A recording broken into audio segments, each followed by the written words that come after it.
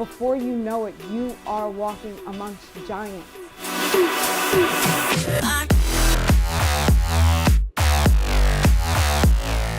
Once you step out and start to dictate to life how life is supposed to work around you, that's when things start happening for you. When you actually take the back seat and wait until you get the money, wait until you have the time, wait until this factor, that factor, this factor all come together to make it magically appear in your beautiful little fairy tale life, it never shows up. You know what happens? Years go by of you doing and having the same exact results as you always have. Once you can get into the place in your life where you can actually say, this is impossible, yet I'm going to make this happen. And you make it happen anyway. And you practice that muscle over and over and over again. Before you know it, you are walking amongst giants. The biggest thing that I've gotten from this year, so much in society I hear, do what you love, follow your dreams, follow your passions. And certainly I'm not against any of that.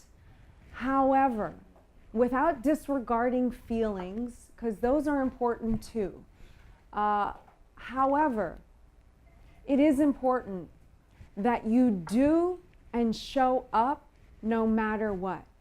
And sometimes that means putting on a little facade or a happy face and charging through it. And you might feel like that's fake or whatever opposition you might have to that.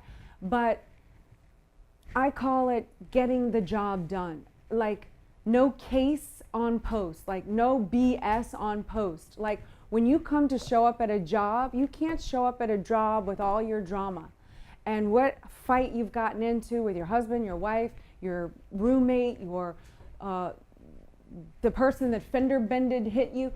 Like you've got to show up and make it work no matter what. So on that side of things, the biggest takeaway, one of them is that I've really developed and worked on a muscle of showing up with a happy face, with a positive attitude, make things go right, even when you don't want to or you don't feel like it. And that's okay. That builds a muscle of accomplishing your goals and your dreams, because it's not always going to be easy. It's not always going to be a bed of roses in anything that you do in life. I was thinking about this the other day, like of what we have to deal with as human beings. It is not easy. Okay, first of all, there's this universe that's called Elena Cardone. And inside my universe, I have this idea of the way everything should work and the way everything should look and the way everyone should treat me and what I should and this and that. And it looks like this world. And I love this world. And if it showed up in that world like this, I would be like 100% happy 100% of the time. But that's not the reality. Then I have your world and your universe to deal with. In a relationship or in life, the person at the grocery store has their way that they think is perfect and that everyone should treat them and whatnot. And then there's me, and I'm in a hurry, and I show up and I'm like, hey, would you have this or not? Or this, and maybe I'm not what they want. I'm not showing up in their universe. And so our universes kind of collide in that moment. And then the physical universe, I'm trying to deal with the reality of the situation. I wish that everyone got along and there were no rapes and murders and robberies and this and that. But the reality is I exist in a world where that exists. So it's not easy being human and trying to figure out how we all fit together. So it isn't easy, but regardless of all of that confusion and chaos going on, you must show up for yourself, try to make a difference for the better, impact lives, and reach your goals no matter what. Which brings me to number 2, become a friend to yourself. Be your own best friend. That sounds so easy, but it wasn't until the last couple of years that I really was like, wait a minute, I am not being a friend to myself. I was so hard on myself. Like internally, I would beat myself up over the stupidest things. And then I realized I would never treat a friend like this. Like I would never say to a friend the things that I would say to myself inside my own head. And it wasn't until I actually figured out how to like really, it might sound hokey, but genuinely love myself as a person and who I am, that I could actually be like, no, you know what? I messed up here. I can handle it and move on. I don't need to give myself a guilt trip. I don't need to do all that extra like pounding that I would do to myself.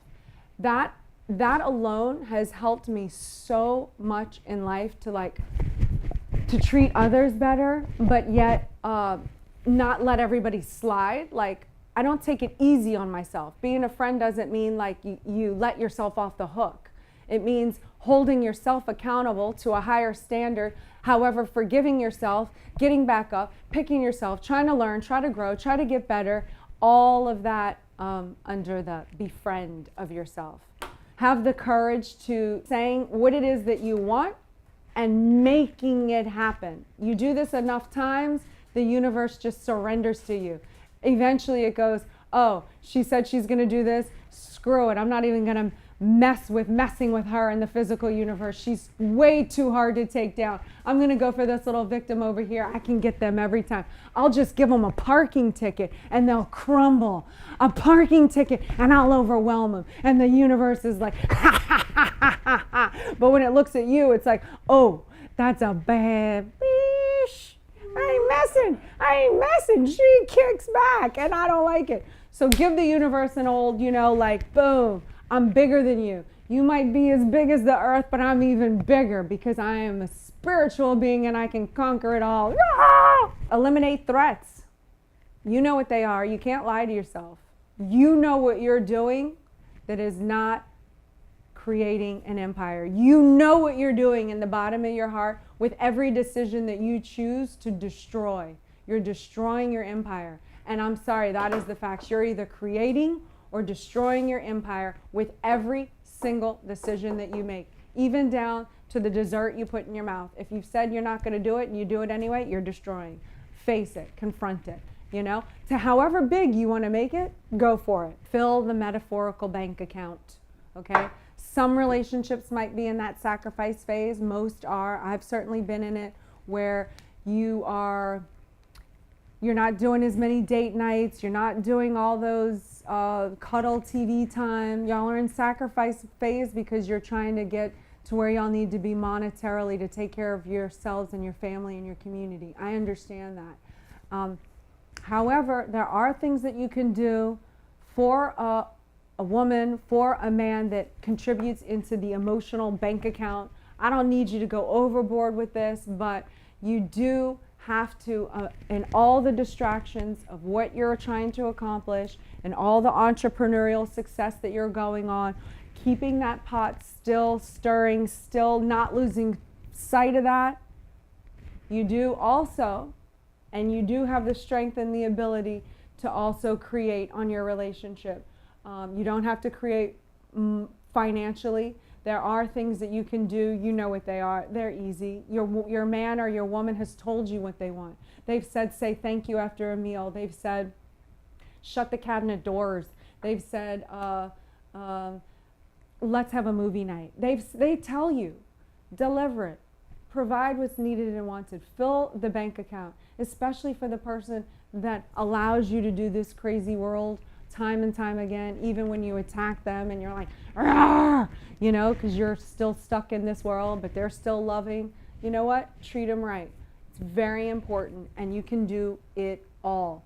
We're not a candle. We don't burn out at both ends. The only thing that makes you feel burnt out at both ends is a failed purpose, when you failed at something. So if you're tired in your relationship, you probably failed. Figure out what you can do and win at it. And I hope you have a lot of success looking over the past year. Again, please look at all the things you've accomplished. It doesn't matter how big, how small. Really give yourself that gift of pride in feeling good with what you've done, figure out how to do more of it. If you are going to go down the failure avenue, don't stay in it long. Only look at it from an outside perspective, as if you're watching a movie. Separate yourself from it. If you're a failure, you messed up, you betrayed people, you cheated, you lied, you whatever. I understand. We have situations in life that are not easy, and we're not perfect all the time. Figure out how you can improve it going forward, forgive yourself, and move on. And let's go create a big, beautiful 2019.